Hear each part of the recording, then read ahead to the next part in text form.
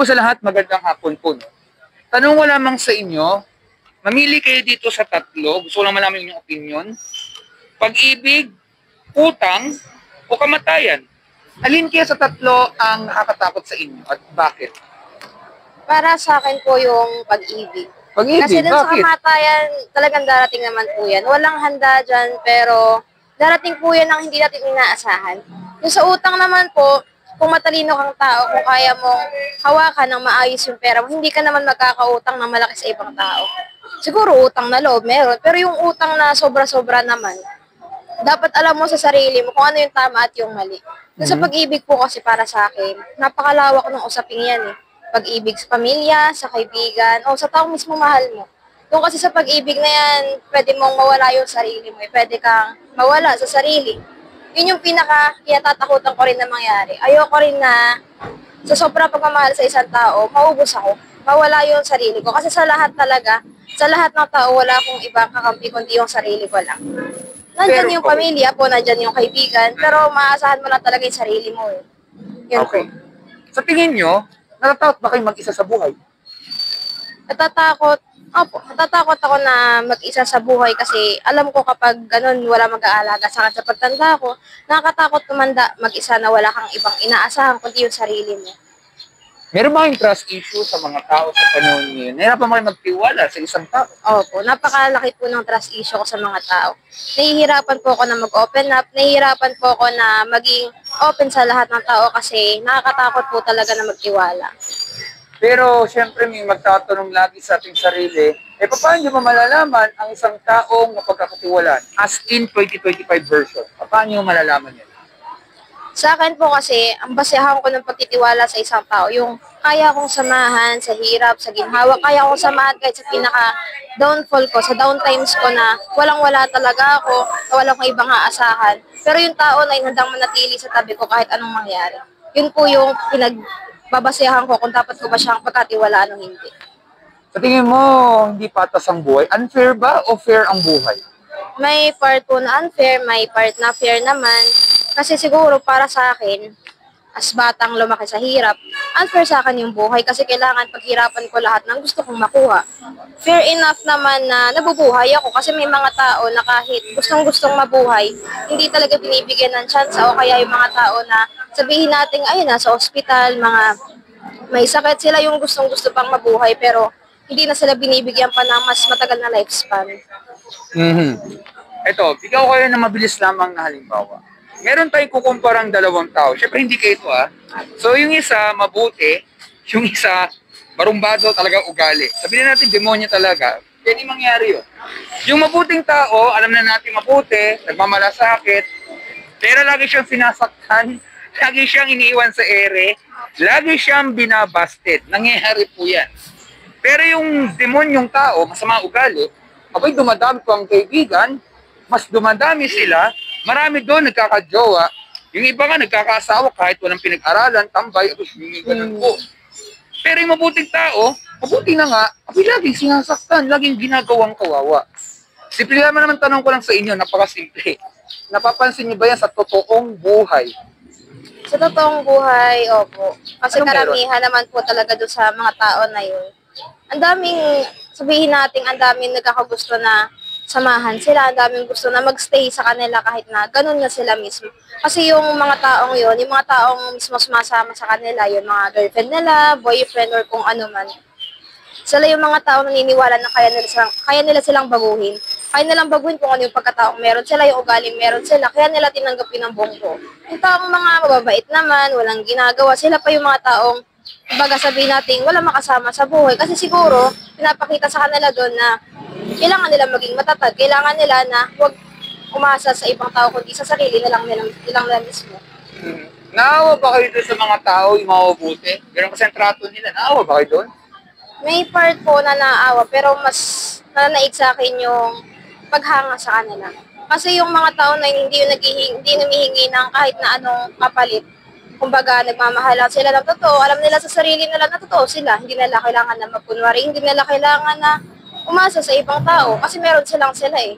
Meron silang sarili nila na pwede nilang asahan. Yun po. Okay. May iba mga kayo tanong, mas madali po ito, pero sunod po ito, no? Tanong ko lamang, kayo ba isang mabuting tao po? Mabuting tao, masasabi ko, may, sige sabihin natin na mabuti ako bilang siguro kaibigan, mabuti akong tao kasi naasahan ako ng ibang tao. Pero kapag sa ibang bagay, sa ibang tao, katulad ng sa pamilya ko, sa boyfriend ko, alam ko na may part sa akin na hindi ako mabuti. Kasi lagi akong nadadala ng galit, lagi akong nadadala ng emosyon ko, nakakapagsalita ako at nakakapagbitaw ako ng masasakit na salita o aksyon na hindi ko naman dapat ginagawa. Kaya alam ko sa sarili ko na hindi ako ganun kabuti na tao. Para sa inyo, ano ba ibig sabihin ng mabuti?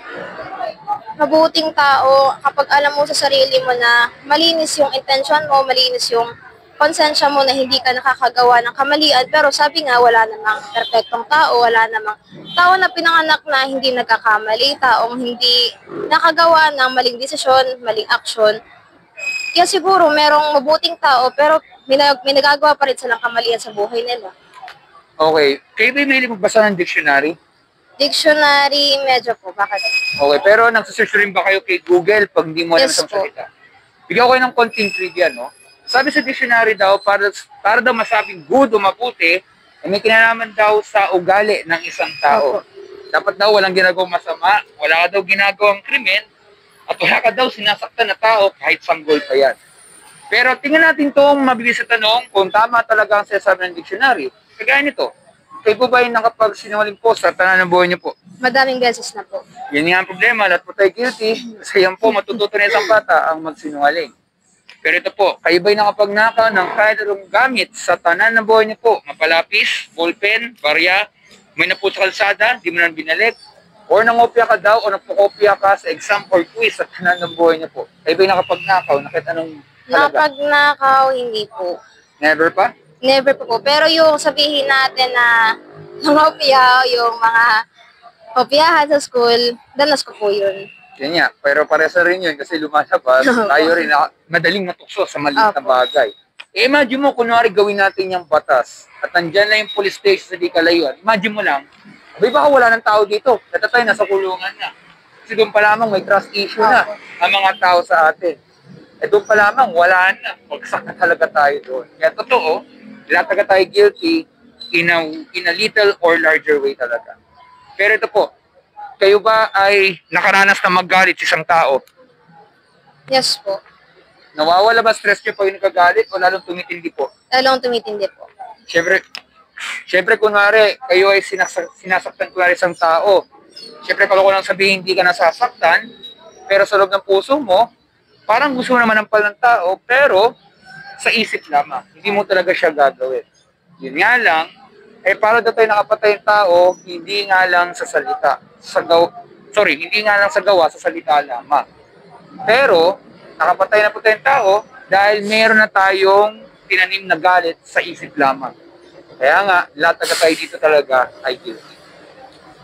Pero ito po, nagagamit nyo minsan ang pangalan ng Panginoon sa walang kabuluhan. Minsan naglalakad kayo, bigla kayo nadulas, na pa-OM, alam niyo na po yun. Opo. Mahal mo ba nanay mo? Scenario po, opo. Halimbawa, nagpapalipas kayo kunwari ng oras. Kunwari lamang medyo napuhing mata mo, halimbawa. Instead na pangalan ng Panginoon, ang nabanggit mo ay pangalan ng nanay mo na wala siyang kinalaman, napuhing ka na lamang, magugulating ka lamang. OM, insert mother's name. Okay lang ba yan bilang panggulat lamang? Hindi po. Bakit? Hindi naman po dapat nadadama yung pangalan ng magulang ko o pangalan ng kahit sino kung may mga ganong senaryo po. Siyempre, kasi kaya hindi nyo kaya gawin yan kasi mahal nyo ang mga loved ones nyo. Sana gain din po sa Panginoon.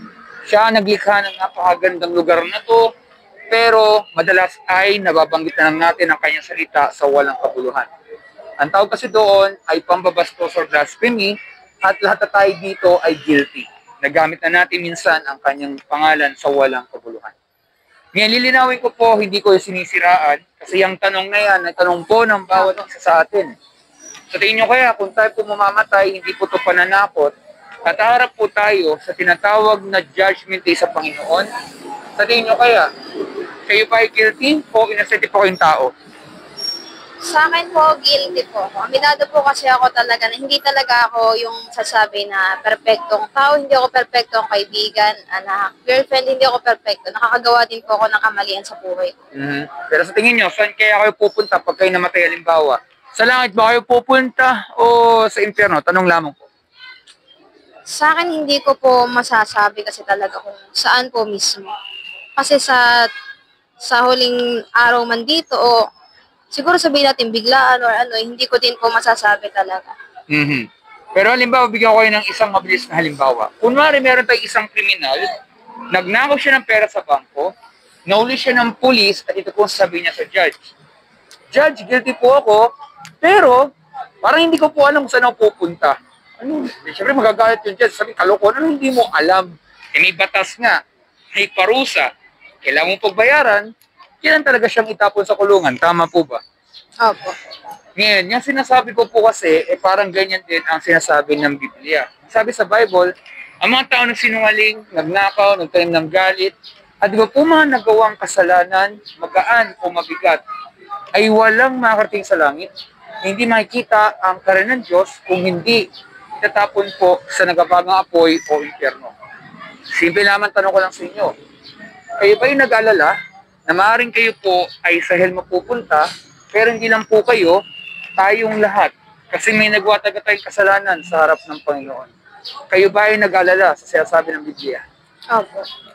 Ano man po mangyari, dapat talaga tayong mag-alala kasi po buhay ang pinag-usapan natin. Oo, nananahimik lang ata kayo at bigla na lang akong bumuhelog dito at ginulat sa interview. Pero, wala naman siguro masama kung magbigay po mabuting intention dahil para sa inyo. Nagmamalasakit po. Hindi na naman po sa inyo, sa lahat ng nani-interview ko. Pero, halimbawa, kunwari ganito po mangyari, kayo ba natakot sa kamatayan? Sa mata, hindi po. Ano po? Hindi po. Bakit? Sa akin po kasi sa sobrang daming naranasan ko mula pagkabata hanggang ngayon po na nagtatrabaho na po ako na ngayon iba na po yung takbo ng buhay ko. Sasabi ko pong hindi po ako takot sa kamatayan. Okay, pero halimbawa gusto mong mabuhay ng mahabang mahaba, ilan pa kayang taon? Siguro dun sa taon na alam kong successful na po ako, kaya ko nang ibigay lahat para sa pamilya ko. Pero alam mo ba hanggang kailan kayo magtatagal dito? Hindi po. Yun nga ang problema. Hindi ko kayo tinatakot, pero huwag naman sana sa gitna ng interview, bigyan tayong bagsan dito ng puno. O huwag naman sana itong poste ng kuryente, tayo pang tamaan dito. Ang dami pwedeng mangyari po. Hindi natin talaga alam. Ang problema po kasi, pag po tayo namatay, lahat agad tayo ay haharap sa judgment day sa Panginoon. Kung saan, buhusgahan tayo, hindi lang sa mabuting gawa, pati sa mga samang ginagawa natin. Unfortunately, wala talaga mabuti sa atin kasi doon pa lamang bumagsak tayo sa kautusan ng Panginoon. Kasi sabi sa Bible, ang kabayaran po sa tinagawang kasalanan ay kamatayan. Siyempre, hindi ibig sabihin nun, patay na kagad kayo ngayon. Buhay po kayo, huwag kayo mag-alala. Pero, may limitasyon kasi hindi natin talaga alam kung hanggang kailan talaga magtatagal. Pero yun nga, bagamat nakakapag-alala, pwede po magbago kung narinig natin salita na to. Narinig yung salitang mercy, M-E-R-C-Y. Opo. Ano po sa Tagalog nun? Awa. Kayo ba'y nahingi ng awa sa araw-araw? Opo. When you say mercy o awa, yan po ay paghingi ng tulong sa Panginoon. Hindi po yung kahinaan. Kung hindi, dumidepende tayo sa Kanya. Mas gustuhan ng Panginoon ang Kanyang awa ay laging nakikita to ng mga tao araw-araw. Kasi alam natin na tayo mahina, pwede tayo pumalpak, pwede tayo magka-disgrasya talaga sa buhay natin. Pero pag tayo humingi ng mercy o awa, alam ng Diyos kaya natin ang Kanyang awa para hindi tayo mapahamak. Kung nangyari yun, hindi na po magbabago ang takbo ng kaso. Ano ba ang ginawa ng Panginoon upang hindi tayo itapon sa impyerno at tayo po yung makalis po sa judgment day? Ano ba ang ginawa ng Panginoon sa ating lahat? Sinakripisyo niya po yung sarili niya. Kaya pininiwala po doon. Opo.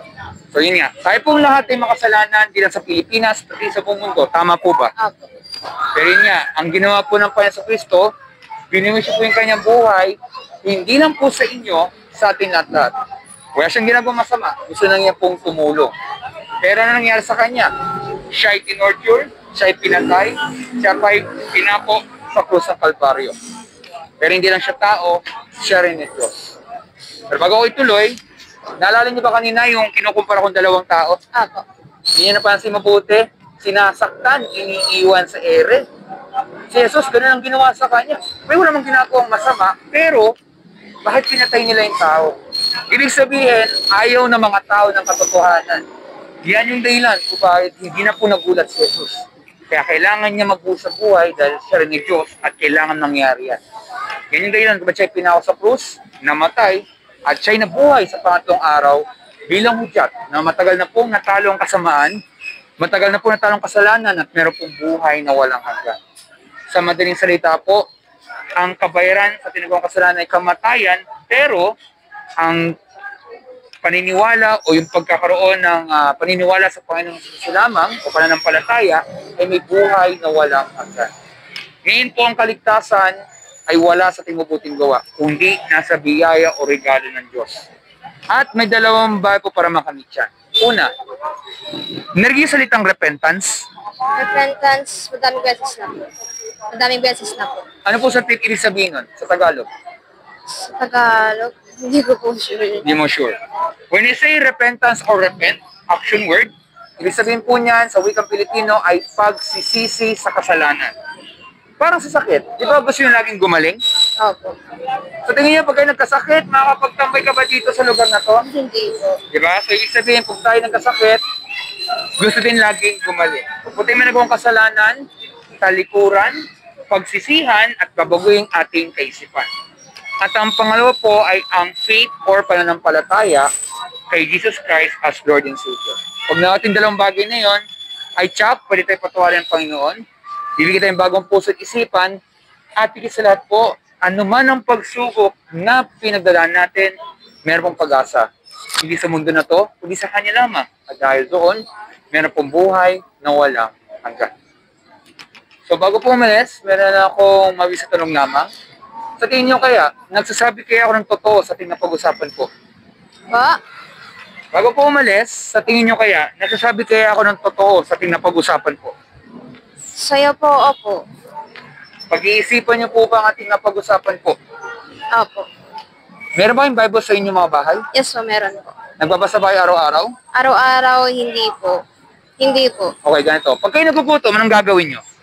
Kumakain po. Di ba araw-araw? Kasi kung Opo. hindi, magkakasakit po tayo. Sana gayon din po sa Bible. Sana, mabasa natin kanyang salita araw-araw kasi parang yan yung love letter ng Panginoon sa ating lahat-lahat. Hindi lang basta instruction book ng buhay. Ibig sabihin, sinulat yan ng Panginoon para meron tayong relasyon po sa Kanya. Kaya tayo nandito sa mundo na to ay para makilala natin ang Panginoon at siya ang malugod natin at may sa buhay araw-araw. Kasi ang masamang balita, lahat po tayo masama, lahat po tayo hindi mabuting tao, lahat tayo makasalanan, lahat tayo ay sa impyerno pupunta. Pero mabuting balita, maraming maliligtas. Hindi nga lang po lahat.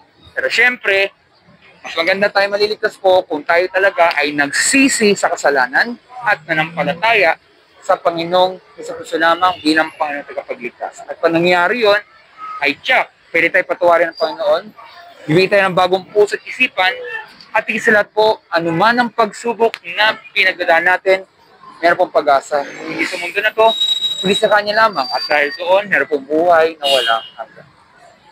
So maraming salamat po dito sa oras na to. Meron ba yung katanungan po? Wala na po. Thank you po. Kung wala ng katanungan po, ako po nagpapasalamat. God bless po sa inyo. Mag-ingat po kayo. Stay safe po. Stay dry na rin po kasi tag-ulan na.